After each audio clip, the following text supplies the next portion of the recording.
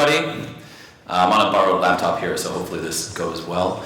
My name is Aaron. I'm from Solace, and yeah, we're going to talk about some thoughts around creating an event backbone for the hybrid cloud. Dun, dun, dun. Yes. So we're gonna do a level set here. Just talk a little bit about background context. We're going to look at some patterns around data communication in an event-driven architecture. Talk a little bit about an event broker and what it is, how we play in the PCF world, and hopefully at the end there's a little bit of time for a demo, which is always interesting, so if it goes well. So, context. Systems today are getting more and more distributed, right? We keep talking about breaking things down in microservices. And to do that, you need to now move data around between them, and therefore it's getting more and more complicated. So we're going to talk about some ways to address that. But before we do, I'm going to rewind a little bit. So in the beginning, companies used to run their own data centers. Lots still do, you know? There was a lot of investment in computers and persons to maintain them, licensing, power requirements, AC, all this kind of stuff. As we moved forward, it was like, well, we can virtualize some of these things. You know, developer workstations sitting on desktops started to disappear. You know, people would run with little VMs.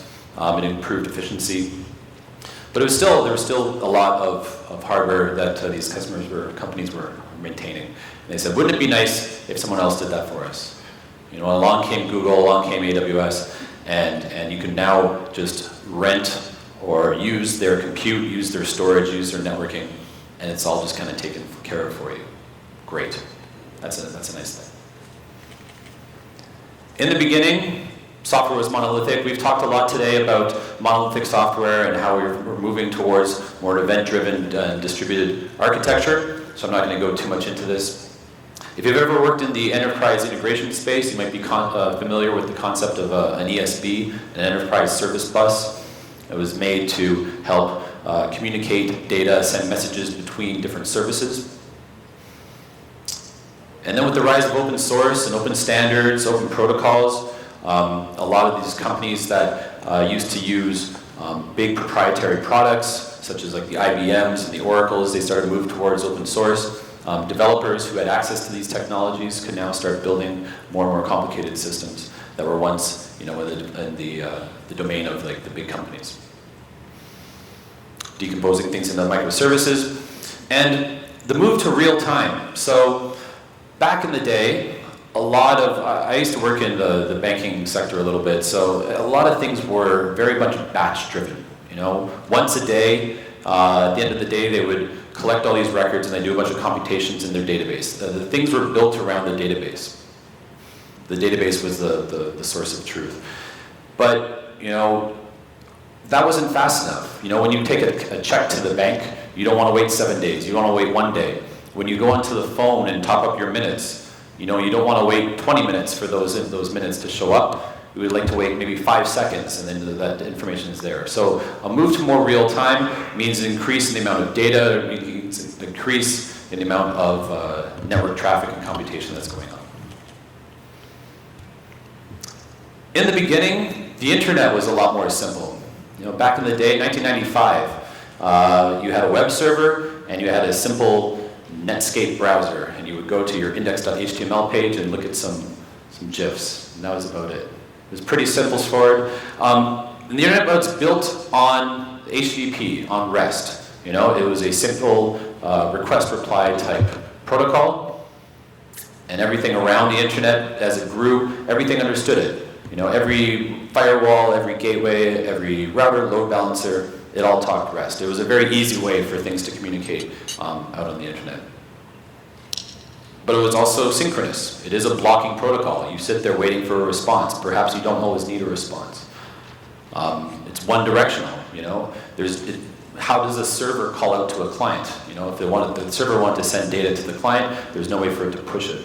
Now we have webhooks, that's getting a little bit better, but there is a need for a more bi-directional and asynchronous communication. So new protocols were invented, WebSockets, for example, MQTT in the IoT world. And finally, in the beginning, things were dumb. You know, phones were dumb. We didn't have smartphones. We didn't have smart cars or smart lights, browsers.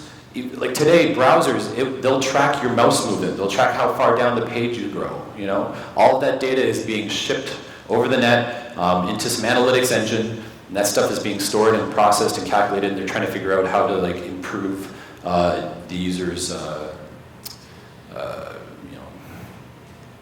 experience, I guess, and how to monetize that. So the amount of data that's being generated by these things, all of these things are getting more and more connected. Just the volume of data is increasing. So move to real time, increase of data, increase of things. This is what's happening today. So we have this kind of intersection of all these different trends, you know, this modernization of computers and platforms, modernization of software, increase in volume of data, and more complicated kind of networking between all these different things. And that's kind of where the sweet spot is. That's a pretty interesting place to be. And that's kind of where we feel that Solace can really help customers develop the best kind of applications. So, show of hands, before today, has anybody ever heard of Solace? One, all right. So I get that a lot, especially in Asia. In Europe and North America, sometimes we're a little more well-known there. You may not have heard of Solace, but it's quite possible that you've used Solace inadvertently somehow. If you've ever used an Amex card, every time you swipe an Amex card, it generates events into their back-end authorization system, which then kicks off other events into their customer rewards programs and all kinds of incentives, and it just generates a slew of data. They do something about 4 billion messages a day, and that's all over a Solace backbone. If you've ever flown a plane into North America, the data from that plane is going over Solace. The FAA use us as their messaging event-driven backbone. Every airport, every radar is generating data, and this data is being sent over Solace and distributed across the United States. Phone company, big American phone company who I can't name, in their manufacturing plants in China, they use Solace to gather all of the quality control data from all of their different assembly lines and send that into a data center in Hong Kong, and that's shipped to California, where it's analyzed and processed in real time and able to provide very detailed statistics on the manufacturing processes that are going on there. And we work with NASA, actually, which is kind of a cool use case. So on their weather system, on their weather satellites, the GOES-R satellite, all of that data is being sent over a Solace messaging bus to provide kind of real-time analytics, weather pattern analysis, and that kind of stuff. So we're used for big things and actually for small things as well. So really quickly about Solace, we're a Canadian company based in Ottawa, Canada, the capital of Canada. We're about 250 people right now, 270, about 14 offices globally. And we hold about 21 patents, all in around high speed and high performance messaging. Our DNA, the founders of the company actually came from the world of IP routing. Ottawa is really famous for its IP routing and its telecom. And so that's where our founders came from, with that kind of networking style upbringing. Some of the customers that we have, a lot in banking, a lot in fintech, a lot in investment banking, where the performance and the scale and the robustness of the platform is required, but also government, transportation, gaming. Gaming and banking are quite similar, in terms of, you're betting on stocks or you're betting on horses. It's kind of similar data patterns and exchanges. And we make one product. We make one platform. It comes in 3 different flavors, 3 different form factors. We call it the PubSub Plus platform. We came from hardware.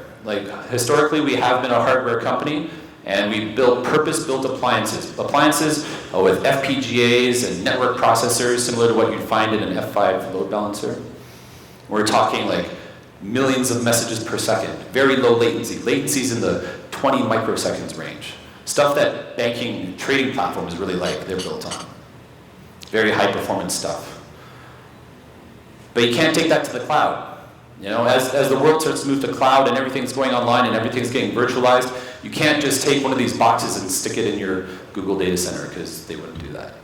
So we had to take our hardware and build a virtual software container. So that's what we did.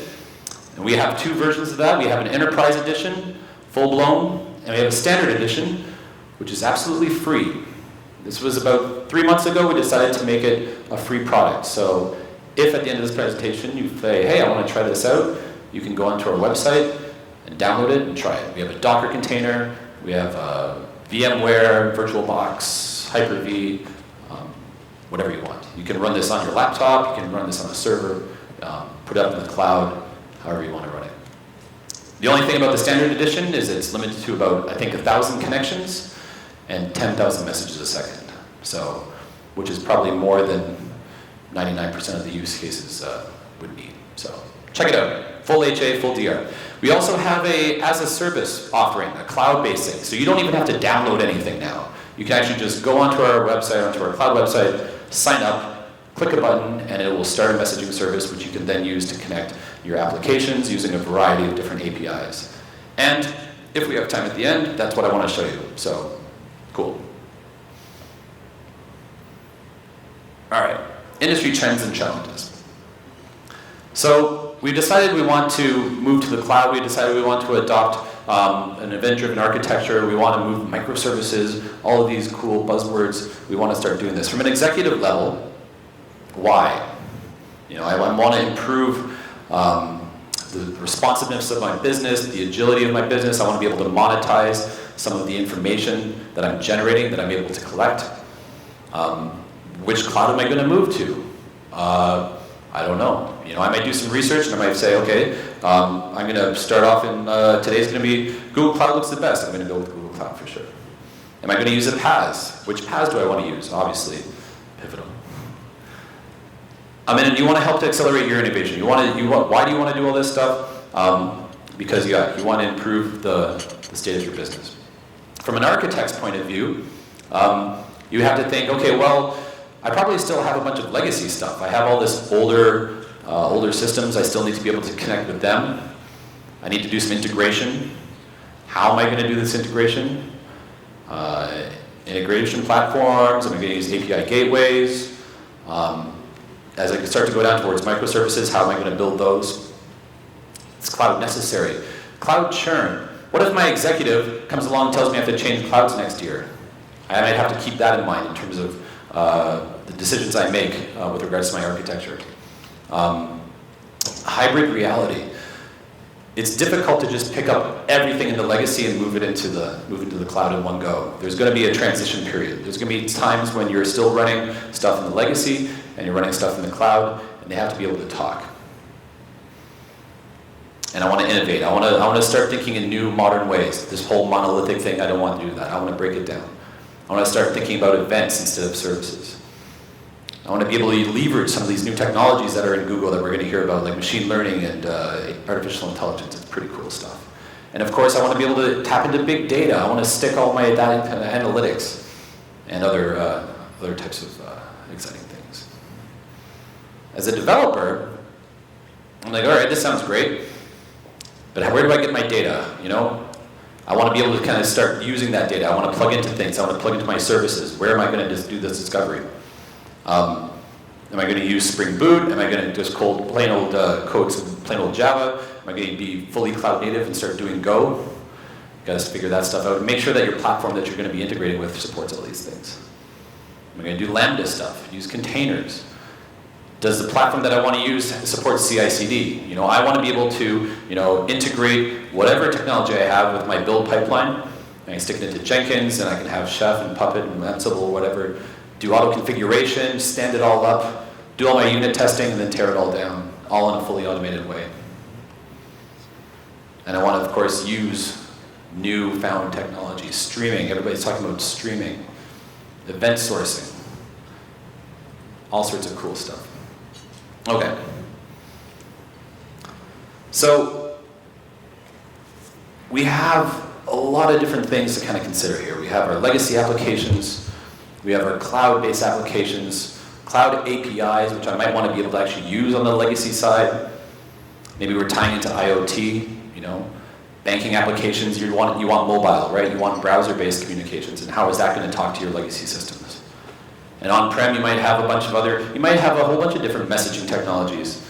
Things like RabbitMQ, ActiveMQ, Kafka, EMS. If anybody's familiar with these technologies, it's kind of the space that we play in.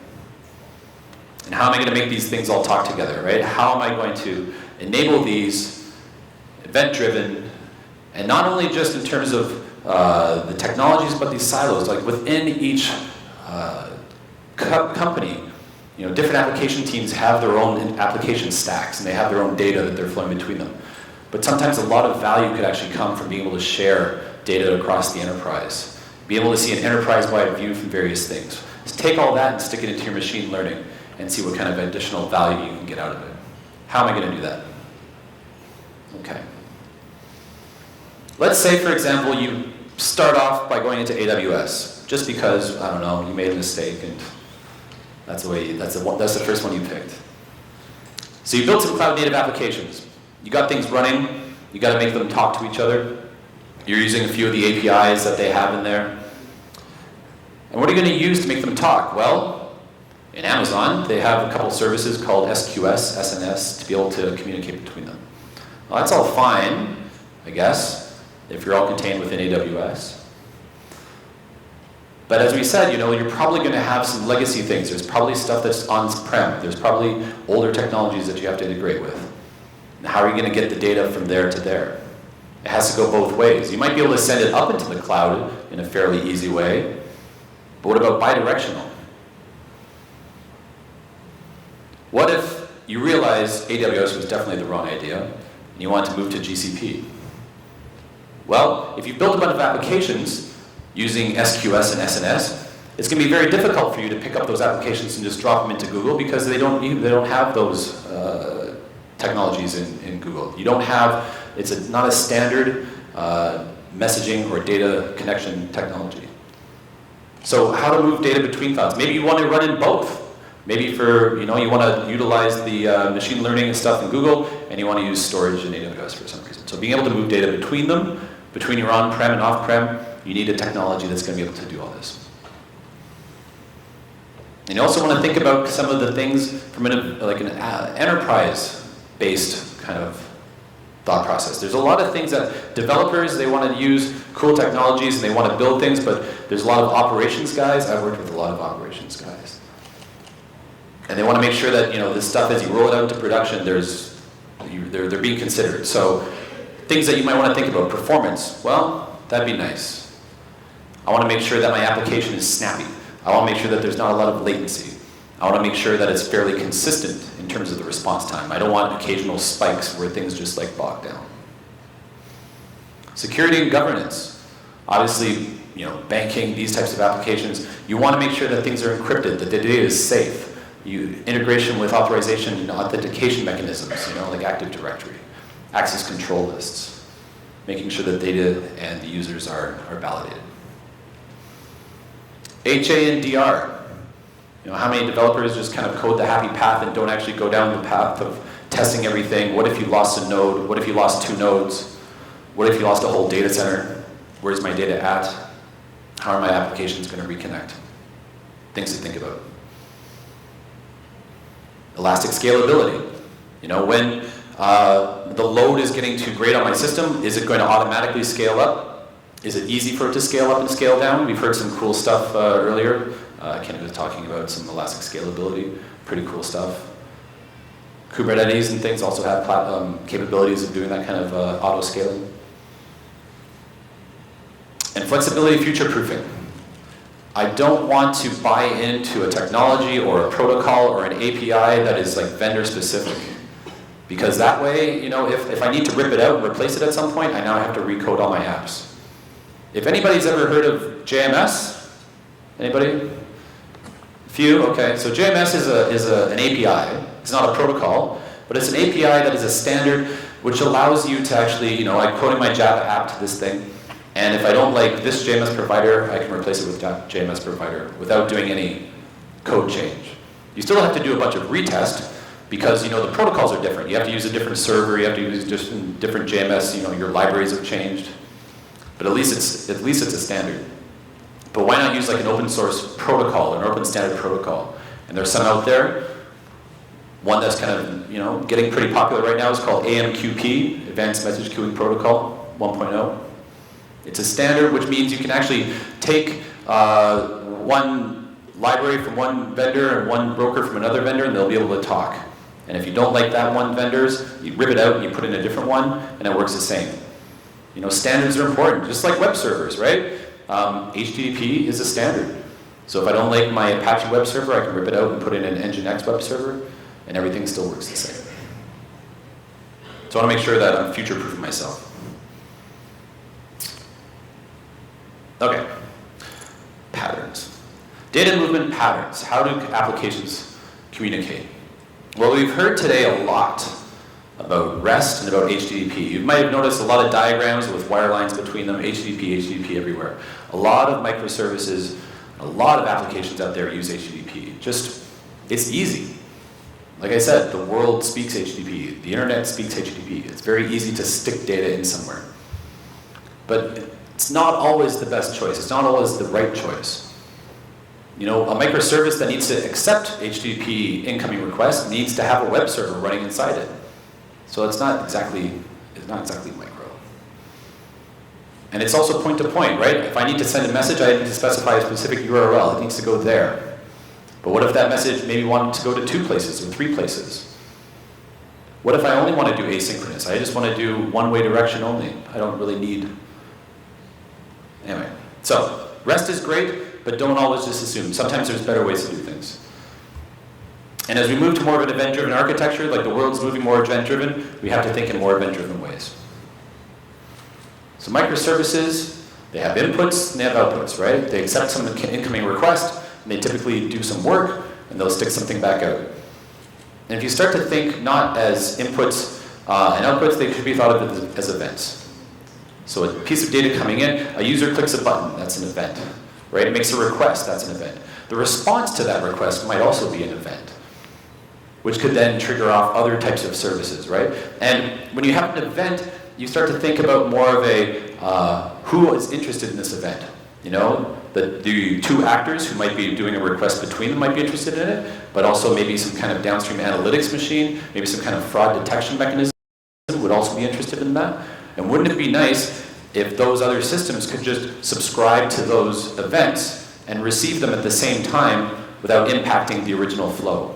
Being able to add and remove these different routing mechanisms without changing how the original kind of interaction happened.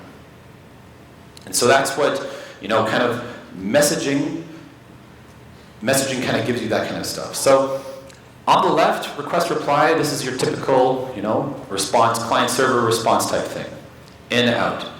This is messaging kind of 101, so this is a bit of a very quick crash course here. If anybody's ever heard of queuing, that's kind of a one-to-one, but in an a-directional way. So I need to send data from my application to that application. I will typically put a queue in between, and I'll publish to that queue, and then the consumer receives off that queue. So more of an asynchronous kind of unidirectional communication. Request reply is intrinsically synchronous. The requester, the consumer, is sitting there waiting for this response. There's typically a timeout associated with that response. And if he doesn't get it, he has some retry logic, he does something else.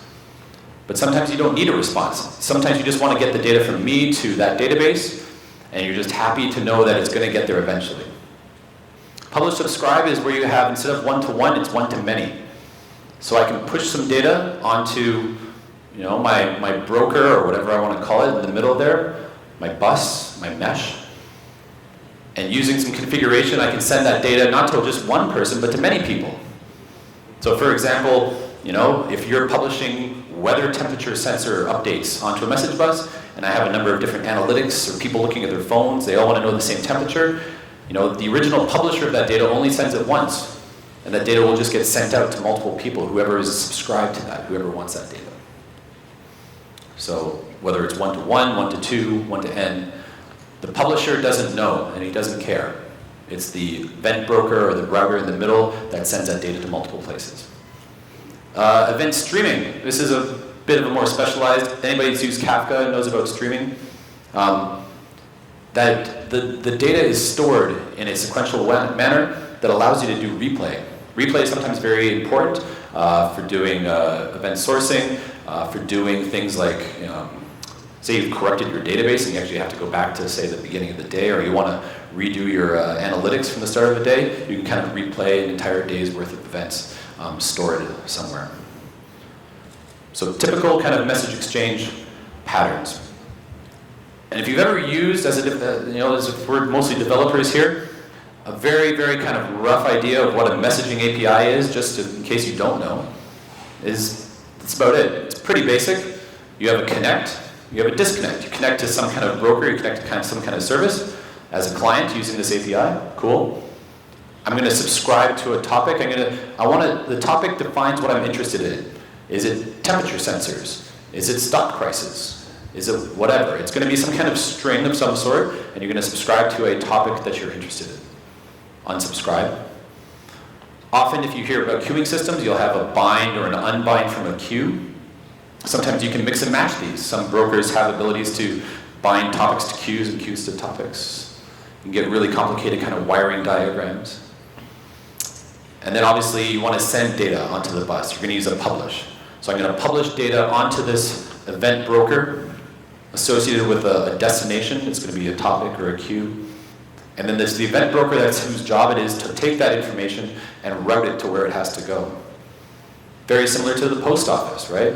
When I need to send a letter to somebody, I don't walk my letter over to their house and give it to them in a point-to-point fashion. I put it in an envelope, and I write a destination on there, and I stick it in the post. And that's all I have to do. And then I trust that the post office is going to get that letter to wherever it has to go. So that's an analogy. That's what a messaging system does, is it decouples the producer and the consumer of that data. And so even if the consumer, he's not home right now, he's offline, he's going through a system upgrade, the post office will hold on to that letter and try again tomorrow. That's great. And it says on receive. So this is what gives us our asynchronous capabilities. So rather than a consumer having to poll, having to ask the messaging system whether there's data for me, has something changed? Has something changed? Do you have something for me? Which can be very, it's not very efficient. There's a callback. In your code, you define a callback. This is in Java. This would be, you're implementing an interface that your API will then inject messages for you. So when something arrives in your letterbox, ping, you get a notification. Here's your message. Great. What am I going to do with it? I'm going to write it to my database. I'm going to draw something on my screen. I'm going to respond. But your application's not sitting there asking over and over and over, has something changed? You'll be notified. So this is more an event-driven style of architecture, or of application. I put at the bottom a do request. A lot of messaging APIs will actually have the request-reply semantics. So you can do both. You can do your asynchronous, kind of one-directional only, publish, publish, publish, receive, receive, receive, or request-reply, waiting for those. So very quick course on if you ever download any kind of messaging technology, this is probably the kind of basic stuff that you're going to do. So benefits of an event-driven interaction, if done well, they do have a lot of benefits. You're reducing your service-to-service coupling. So, like I said, if you need to post into something, say I'm a database, and I start to slow down or I start to back up, that's going to impact my publishers. I'm trying to push data in. If I'm using REST, if I'm using HTTP, and I start throwing 500s, that's going to impact my publishers trying to push into my database. But maybe I don't want, I don't need to know that it's in the database right then. If I just get a guarantee that it will make it to the database, that's great. So I put an event broker in between the two things, and if my database slows down, my event broker will start to buffer that information. It'll hold on to it, waiting until that database comes back online. Therefore, my publishers are not going to be impacted. I can just keep publishing as fast as I want, and that message broker will take that load. No impact service upgrades. Ideally, you're going to have a situation where, you can do in-service upgrades. I can keep my system up, both from an application point of view, my publishers, my consumers, but also the message broker in the middle. You can upgrade him without impacting your services. Easy to create new services. You can just add them in, subscribing to similar topics, doing weighted round robin, load balancing, stuff like that. Being able to remove them if you need to. Generally more resource efficient, just because you're not polling. In event-driven architecture, you're not sitting there asking if something's changed. You're not hammering your database looking for updates. You'll just get sent updates when they actually happen. But there are, it's a change in mindset. It's not as natural, thinking event-driven rather than kind of service-oriented. Depending on your application, maybe if it's all synchronous-based, if it's all request-reply, maybe this is not. It's going to be a little bit more difficult to migrate your application this way. But if you start to think about the way things are generating events, maybe you can come up with some new ideas. How are we doing for time? 14 minutes. So, eventing, messaging, and streaming. So, messaging systems, typically open standards, open APIs, PubSub, queuing, ordering, request reply. And streaming platforms such as Kafka, they handle the replay capabilities very well. And if we looked at, again, as an analogy, the nervous system, the human body, we have a big core central processor that's taking all of this input. You have nerves going all over your body, and they're all coming up into your brain, where your brain decides what gets routed where and what's going to go where. But if you look at a lot of IT systems that how they've been grown together and cobbled together, and you have different types of applications, you're having point-to-point connections everywhere, it can start to look a little bit messy. Nervous system versus a nervous-making system. So, what can we do about it? One idea, there's others maybe. One idea is to use an event broker. So taking a look at this kind of point-to-point mesh, one way to simplify that is to use something to put in the middle. You put something in the middle, things just talk to that thing. You have a single connection into a distribution fabric that routes that data, that routes those events to the consumers and the things that are most interested in them. So going back to this diagram from before, all of these different applications, where are they? So this is what Solace does. Solace is a platform to help move data, move events between applications using various types of APIs, various languages, whether they're on-prem, in the cloud, different protocols, PubSub, one-to-many, queuing, persistent, non-persistent, request-reply, streaming, and we're actually building replay into our product, which is something that a lot of people are interested in. And you might say, well, that's a lot of different types of things, and I don't have that many things. I only have 2 applications. I only have these 2 Java applications. Architectures always start easy. Applications always start easy. Little simple things. I'm just going to connect these 2 guys. How am I going to connect them? I'll do a TCP socket between them. Or I'll just write it to a database. I'll write it to a file and then read from that file. Very simple stuff. And then you start to add another bit of complexity, another application. You want to add a web version to look at it. And it starts to grow and grow, and these organics, they grow organically, and suddenly you end up with sometimes a big mess. And so if you start early on, you say, well, even if I have a very simple application, tell you what, since we do have a free version of this, I would say just go and download it and try it. Download our Java API, maybe our JavaScript API. There's, like I said, we support open standards. There's like Apache Cupid APIs that you don't even need to use a Solace one. And just build your application by trying to connect and publish and subscribe data between them. So, yeah. PCF. If you're using PCF, that's great news, because Solace is available as a tile within PCF.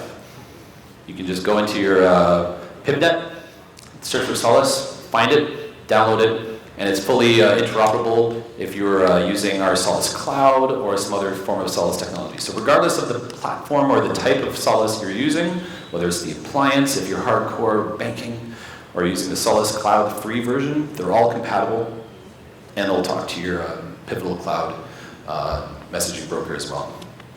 All of the communications in terms of the management, configuring it, it's all handled within the Ops Manager, and it'll just stand it up and bind it to the services that you want to use. If you're using Spring, we have a couple quick starts. If you go onto our GitHub page, you'll find some Spring Boot auto-config for Java stuff, Spring Cloud connectors, and we're going to be doing Spring Stream soon. For Google aficionados, we have a quick start for GKE. We also have a quick start for Kerberos and Google Cloud Platform as well. And the exciting stuff is next week, we're actually going to be launching our Solace Cloud Platform into Google, into GCP. It's been AWS for about the last 6 months, and we're finally going to be into Google now, next week. So if you come to Solace Cloud website next week, you can try it in Google if you want to, and talk to your Google applications. Very quickly, some use cases. In Singapore, one of their big payments companies is called Nets. They have about 100,000 terminals all across the country, or the city. And all of them talk over Solace using a combination of REST as well as MQTT protocols. And with Solace, we talk REST natively. We talk JMS, we talk MQTT, we talk a number of different protocols natively in the broker without actually doing any kind of plugins or binders or stuff. And they're actually looking at taking some of these connections and moving them into the cloud. So they're going to have a combination of devices talking into the cloud, devices talking into their on-prem, and of course the data is going to have to flow between them in a safe and secure and compressed and encryption and all that kind of way. FAA, I talked about that already. Oh yeah, demo, okay. So, I hope this works. Can you see that? No, wrong screen. Okay, I'm gonna switch this.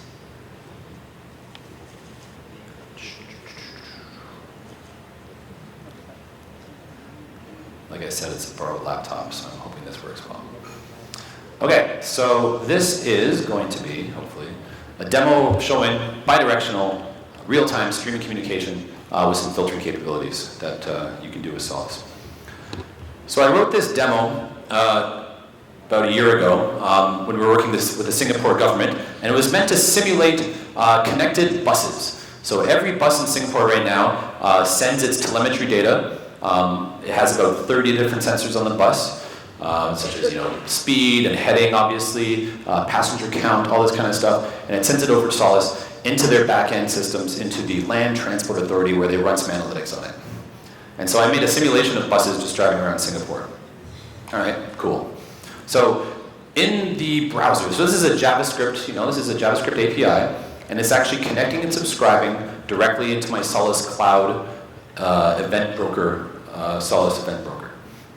In the back end, these are not real buses, by the way, this is a simulation. I have a Java application that is generating this data.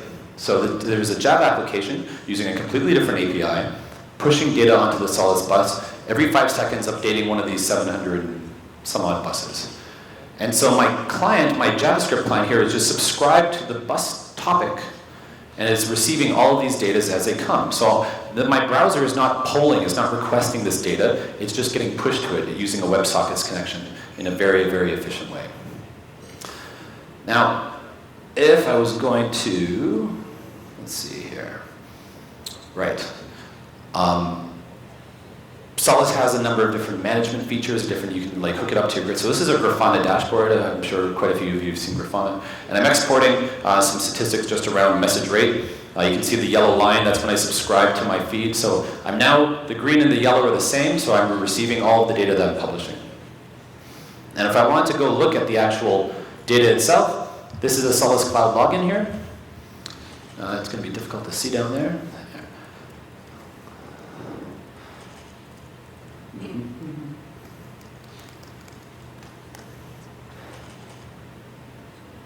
Okay, so back in the early days, the hardware days at Solace, if a customer wanted to run a proof of concept, we had to take one of our boxes and we had to ship it to their data center, and we had to install it and wire it all up and configure it. And then we got the software version, which was a lot easier. You just downloaded it and fired it up in your VM. But now with Solace Cloud, actually getting around to playing with Solace is actually super, super easy. So if I want to make a new messaging service, all I do is go in here, say I want a new messaging service. I have to choose this one. You guys would be choosing this free version here. I say I'm going to call it Code the Future. Cool. Scroll down. Pick my zone. As I said, right now it's kind of AWS only, but it's going to be Google next week. I'm going to start it up in Singapore. And I say start. after a few seconds, I now actually have a messaging broker configured for me, ready to go, that I can now connect my Java applications, my C applications, my JavaScript applications to. It has all of the different, now if I want to say, all right, well, I want to connect to it. There's tutorials and stuff built in here, so you can actually just go and try it. All the connectivity information is there. You can actually even try it in the browser. Check this out. If I connect, now I'm going to add a subscription to the exact same topic that my browser is listening to. Is that going to work? Ah, it didn't work. Did I get it right? This worked an hour ago, I promise, when I was getting ready for this talk, so that's always the way, right? Okay, so that's too bad. Oh, that's because I'm on the new one. Right. Let's go back. I know what I did wrong. I have 4 minutes left. Are you guys bored yet? No? Yeah? If I look at my actual bus demo. So this is my actual bus demo one. This is the one I was running on before. Go ahead and try me. Take a look at the actual messages that are flowing across here.